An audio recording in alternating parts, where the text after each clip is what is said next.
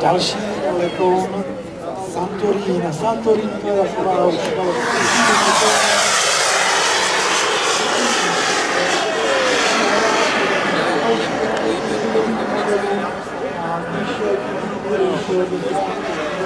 dokonalosti, že se nemá osadit tento model, neváhat, Santorín a Turínu instaloval.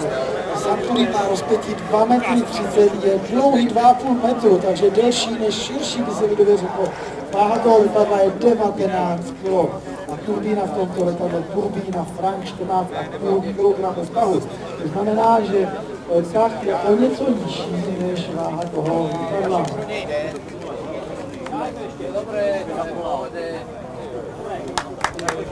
Ale